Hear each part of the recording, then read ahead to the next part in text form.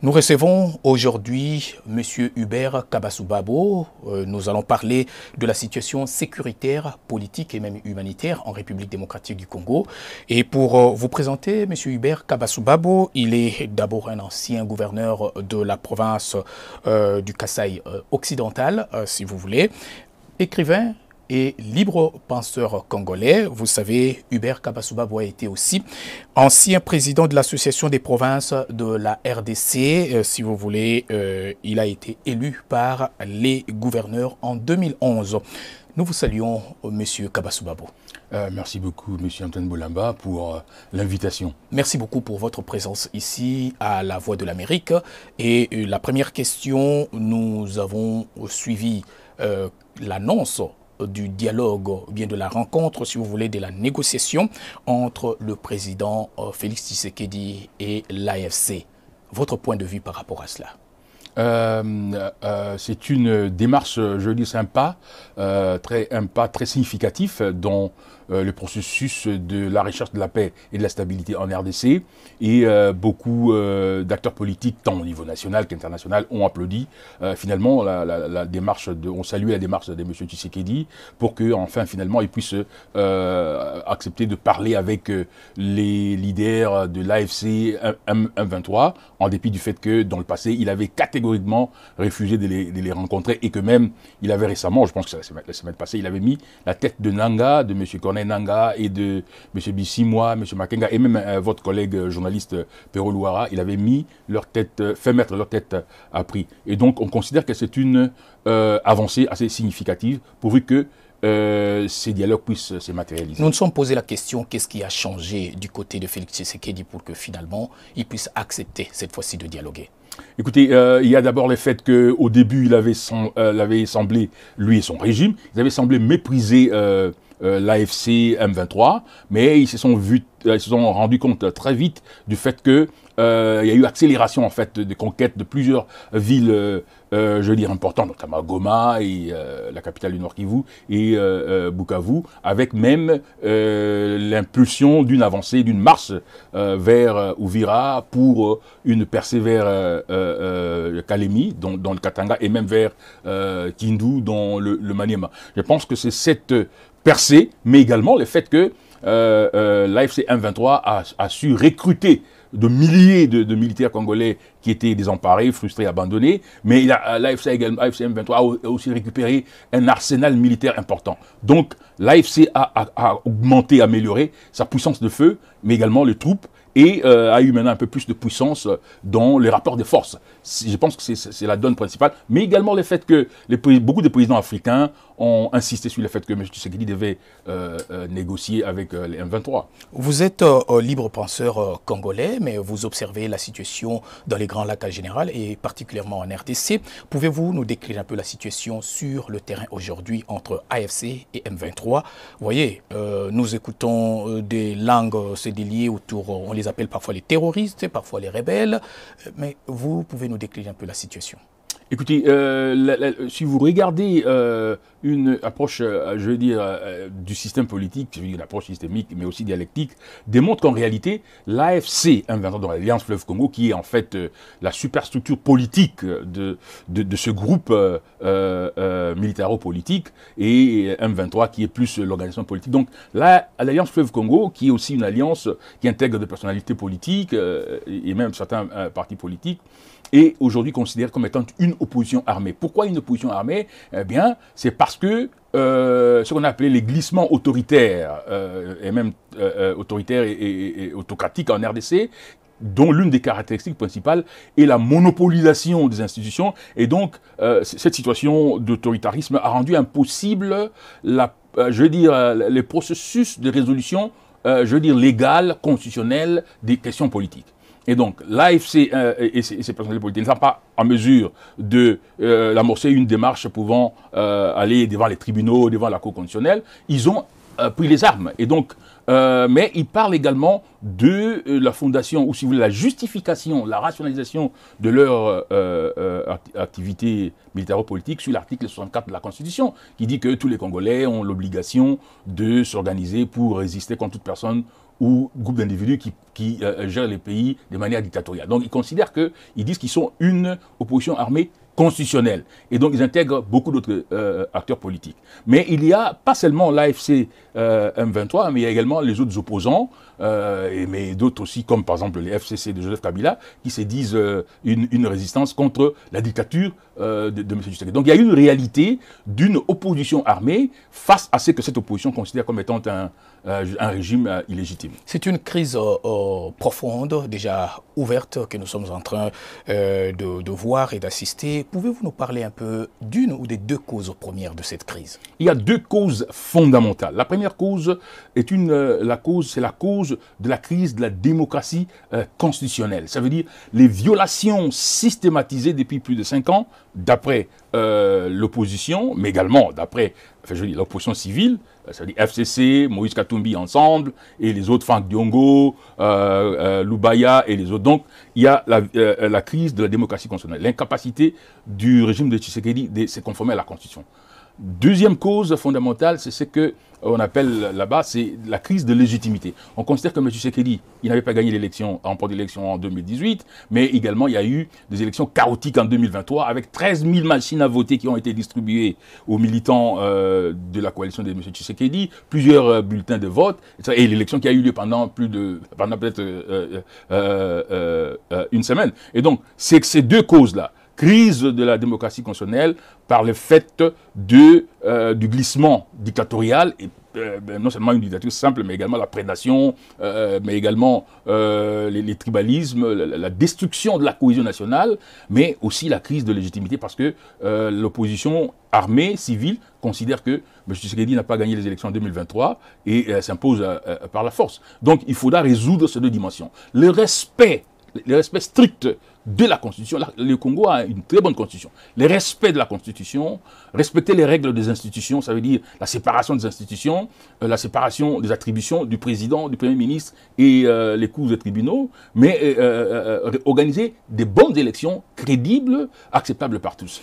D'ailleurs, parce que vous en avez parlé, vous avez évoqué les deux causes premières de cette crise, vous avez évoqué même des problèmes constitutionnels, mais et le Rwanda dans tout ça?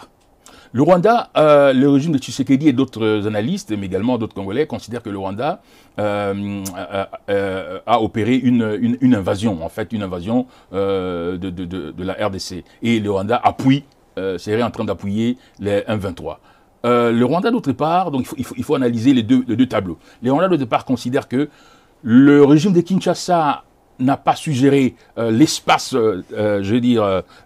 frontalier avec le Rwanda parce que l'armée congolaise utilise des forces génocidaires, notamment les milices FDLR, et l'armée congolaise utilise des milices Wazalendo qui sont associées aussi à FDLR, et l'armée congolaise utilise des mercenaires qui posent un problème sécuritaire au Rwanda, et le Rwanda considère que c'est la raison pour laquelle le Rwanda donc appuie le M23. Mais aujourd'hui, on pourrait relativiser pour dire que même si on prenait le Rwanda aujourd'hui, on le déplaçait de là où il est, on le mène en Amérique latine, le problème congolais reste entier. Et le problème de la crise de la constitution, de la démocratie constitutionnelle et de la crise de légitimité reste un problème entier. Les problèmes de la dégradation de l'État qui n'est plus capable de réaliser la cohésion nationale, de protéger toutes les tribus, de protéger tous les territoires, et l'armée qui est mal gérée avec, des soldats qui ne sont pas convenablement payés, qui ne sont pas complètement outillés. Le problème reste entier parce qu'on a les Mobondo, qui sont des milices qui sèment de troubles à moins de 200 km de Kinshasa. On a plus de 100 milices, milices Zebra, milices Zamba, milices Yakutumba, etc. On a les ADF Nalou. Et donc, même si on met les Rwandais entre parenthèses, la problématique du Congo de la déficience en termes de la démocratie constitutionnelle, la conformité rigoureuse à la Constitution dans une république, mais également la problématique des élections crédibles pouvant donner des institutions que nous acceptons tous, ces deux problématiques demeurent. Donc le Rwanda est en réalité, non seulement le Rwanda, mais les Mobondo, les milices, constituent en réalité de points de vulnérabilité, si vous voulez, des de symptômes périphériques, de causes à l'intérieur. Donc il faut d'abord, pour une paix durable, pour la stabilité durable en RDC dans la région, il faut d'abord résoudre ces deux causes majeures, épicentrales, la problématique de la démocratie constitutionnelle et la question de la légitimité. Parce qu'on a beaucoup expéré sur les deux processus de Nairobi et de Luanda, mais quel est son état actuel? Bon, disons que ça, fin 2024, début 2025, ça commençait un peu à stagner parce que le président Tshisekedi avait, dans une certaine mesure, martelé plusieurs fois qu'il ne voulait pas interagir ou dialoguer avec l'AFC M23. Pourtant, l'AFC M23, c'est le principal, je veux dire, interlocuteur. Et M. Tshisekedi avait répété plusieurs fois qu'il ne voulait pas parler avec l'AFC M23 et que c'était des terroristes. Et donc, pourtant, le président Lorenzo, processus de Luanda, l'ancien président ou Kenyatta, processus de Nairobi, ont insisté à plusieurs reprises. Donc si M. Tshisekedi et son régime avaient mis un peu d'eau dans leur vin, avaient accepté de parler avec Corneille Nangaa et les leaders de l'AFC M23, déjà depuis l'année passée, on serait en train de trouver une solution. Et je pense que maintenant il y a eu une reprise, compte tenu également du rapport de force sur le terrain, mais également compte tenu du fait que les sommets conjoints EAC, SADC a insisté encore sur le fait, la nécessité du dialogue, et même l'ONU, les conseils de sécurité, en dépit des sanctions et des résolutions, a insisté sur le fait qu'il faut qu'il y ait dialogue. Nous avons comparé effectivement, si vous voulez, on a fait l'état des lieux des processus de Nairobi, mais aussi de Luanda, mais est-ce qu'on peut comparer un peu les deux dialogues de 2002, je voulais parler du Sun City, et d'aujourd'hui? Ça veut dire que M. Tshisekedi se trouve dans une situation plus avantageuse et devant une problématique politique et militaro-politique facile à gérer. Pourquoi? Parce que M. Tshisekedi a repris le Congo des mains de Joseph Kabila. Le Congo a une constitution qui a été dûment validée par référendum par les Congolais, et M. Tshisekedi a repris un État qui a des institutions. On a une Assemblée, un Sénat, etc. Et nous avons donc un État qui est un meilleur État qu'en 2001. Voyez-vous, et donc les dialogues actuels sera un dialogue correctif, un dialogue simplement de correction pour dire rentrons à l'application stricte et rigoureuse de la démocratie constitutionnelle, rentrons à la réalisation des élections crédibles qui peuvent donner des institutions jouissant de la légitimité et de la légalité. C'est plus facile à réaliser parce qu'on n'a plus à concevoir la Constitution, on n'a plus à mettre des institutions en place, les institutions existent. À l'époque de Kabila, en 2001, Kabila a repris un État qui était, comme on dit en anglais, et collapsed and fragmented. Il y avait pratiquement plus d'États. Et donc, les dialogues à l'époque de Kabila, 2001, enfin, 2002, 2003, c'était un dialogue refondateur. Parce qu'on devait y discuter du nouveau contrat social. C'est pourquoi on parle du pacte de Sun City. Parce que là, nous sommes tous mis d'accord dans une démarche pluraliste. La société civile, les églises, les partis politiques, les groupes armés, les gouvernements. On a puisé dans les résolutions de la conférence nationale souveraine les éléments de la configuration constitutionnelle et institutionnelle. On a puisé dans les éléments de plusieurs forums pour avoir une synthèse qui nous a donné une constitution. Donc on devait concevoir la Constitution. On a conçu la Constitution, on a conçu les modalités de la forme de l'État, on a conçu les modalités de la gestion des institutions et même de la gestion de l'économie et de l'appareil sécuritaire. Donc les dialogues de 2001-2002, c'était un dialogue refondateur parce qu'on devait concevoir la Constitution, on devait concevoir les institutions et vraiment remettre l'État sur rail. Maintenant, Tshisekedi a une équation plus simple, plus facile à résoudre parce qu'on a déjà la Constitution. On ne va pas aller discuter de la Constitution, on ne va pas aller discuter des institutions, ça se trouve là-bas, on va dire seulement rentrons, engageons-nous tous à rentrer à la démocratie constitutionnelle et organisons des élections crédibles. Mais ce qui est vrai, c'est que depuis un certain temps, le débat sur la révision constitutionnelle qui a alimenté, si vous voulez, les plateaux de télévision les jours passés, on n'en parle plus de plus. Bon, on n'en parle plus, c'est pourquoi les Congolais, vous savez, avec leur imagination féconde, ils disent que, bon, ils parlent je veux dire, cette dynamique de AFC M23 comme une sorte d'antidote qui a mis frein à tout cela. Parce que justement, c'est venu, je veux dire, c'était pas l'occasion, en fait, c'était pas bien venu de commencer à parler, non pas de réviser la Constitution, mais d'imposer une nouvelle Constitution.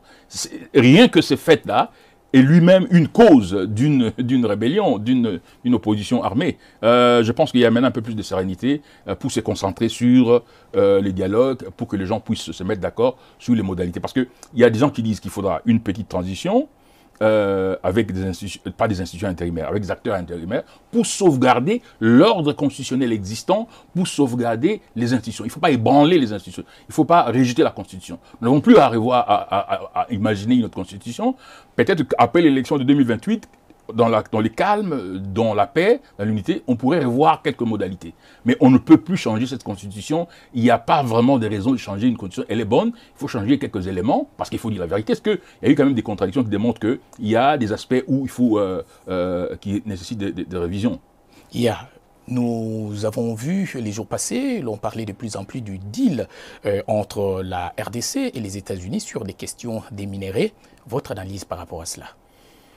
Bon, disons que ce n'est pas nécessaire. Hein, ce n'est pas nécessaire. Bon, des supputations vont dans le sens de dire, bon, c'est le régime de Tshisekedi qui veut se protéger, un peu copier le modèle ukrainien. Mais le modèle ukrainien est tout à fait différent parce que là, on voit que la Russie, il n'y a pas d'Ukrainiens qui ont formé une organisation militaro-politique. Il n'y a pas comme une sorte de AFC M23 des Ukrainiens. C'est vraiment l'armée russe, le gouvernement, l'État russe qui est en Ukraine. En RDC, ce n'est pas vraiment l'armée rwandaise de manière systématisée et généralisée qui est en RDC. Il y a des Congolais de l'AFC 1-23, même si, dans cette mesure, ils reçoivent une sorte de soutien de la part du Rwanda. Mais maintenant, est-ce qu'il faut brader les minerais pour sauver un régime? Non. Parce qu'il y a d'abord le domaine minier lui-même a un problème parce que le régime ici est taxé d'être un régime prédateur avec toute la famille présidentielle dans toutes les mines, associées aux Chinois, aux Libanais, etc. Donc il y a une sorte de chaos dans le domaine minier. Il faudra d'abord remettre de l'ordre dans ces secteurs-là avant de concevoir une quelconque modalité de deal avec un gouvernement. Et d'ailleurs, ce ne sera pas un gouvernement, c'est avec des investisseurs. N'oubliez pas que les Américains avaient réalisé le plus grand investissement minier en RDC dans l'histoire de la RDC de plus de 3 milliards de dollars dans Tenke-Fungurume. Ce sont les Américains eux-mêmes qui ont revendu Tenke-Fungurume, en fait des Américains de Freeport-McMoRan, d'Arizona à Phoenix. J'en parle parce que j'étais administrateur directeur financier de CEC, des centres d'expertise des minerais, des matières précieuses et semi-précieuses. Donc les Américains étaient là, ils ont revendu leur Tenke-Fungurume aux Chinois. Et aujourd'hui, quel minerai au Katanga? Je pense que c'est peut-être le germanium. Or, le germanium, là, est déjà exploité par STL avec les Belges. Et comment on va faire? On va défaire le contrat des Belges pour donner aux Américains? C'est une question de droit. Et c'est possible que les Américains cherchent à aller peut-être dans les Kivu où il y a plus de minerais stratégiques qui intéresseraient les Américains, notamment le niobium, qui est coltan, c'est deux mots, hein, c'est colombite et tantalite. Donc le col là, c'est le niobium, dans le pyrochlore, dans le wolframite, ils pourraient peut-être être intéressés par ça, mais malheureusement, le régime de Tshisekedi avait vendu ça aussi aux Arabes, donc c'est pratiquement impossible, je ne vois pas comment ils vont réaliser. On a vu que l'administration Trump a nommé un Nigérien, Libanais, comme, je dis, envoyé de Trump dans les Grands Lacs. Mais on attend le futur pouvoir, quelle est la démarche qu'il va amorcer en ce qui concerne la question des minerais. Parce que nous devons terminer, nous avons évoqué pas mal de questions par rapport à la crise en RDC. Comment entrevoyez-vous le futur de la RDC aujourd'hui? Le futur de la RDC, à mon avis, je suis positiviste, très rationaliste et optimiste également. Il est brillant parce que nous avons tout ce qu'il faut pour que nous puissions actionner un développement accéléré, mais également inclusif, qui puisse faire en sorte que tous les Congolais du Nord, du Sud puissent sortir de cette situation où la dégradation existentielle a fait que certains Congolais sont dans une situation pire qu'à l'époque précoloniale. Et donc, il y a deux voies. M. Tshisekedi doit réaliser qu'il est dans une situation plus facile que celle de Joseph Kabila en 2001. Il doit parler à l'AFC 1-23, parce que c'était ses amis, c'était ses associés qu'il avait invités à Kinshasa. Ce n'est pas des monstres qui ont des cornes. Donc il n'y a rien, il n'y a aucune raison qui empêcherait qu'ils ne puissent leur parler. Même avec le président rwandais, nous sommes de la région, il y a nécessité de transcendance pour pouvoir parler, pour dire comment est-ce qu'on met fin à tout ceci. Et en fait, M. Tshisekedi a la possibilité aujourd'hui, la politique c'est l'art du compromis, l'art du possible, a la possibilité aujourd'hui d'émerger comme un grand président, s'il se déleste des émotions, des impulsions partisanes pour dire mettons-nous autour d'une table, vous AFC M23, quelles sont vos demandes politiques, vous FCC, quelles sont vos demandes politiques, vous M. Kabila, quelles sont vos demandes politiques, vous Moïse Katumbi, quelles sont vos demandes politiques, la société civile. D'ailleurs, on a vu que les FCC 5O sont dans cette démarche-là. Je pense que c'est possible et comme ça on aura des élections apaisées, crédibles en 2028. Entre-temps, on peut amorcer la création d'un gouvernement d'union nationale qui respecte l'ordre constitutionnel et qui n'ébranle pas les institutions. Je pense que c'est possible. Hubert Kabasou Babo, merci beaucoup pour votre temps.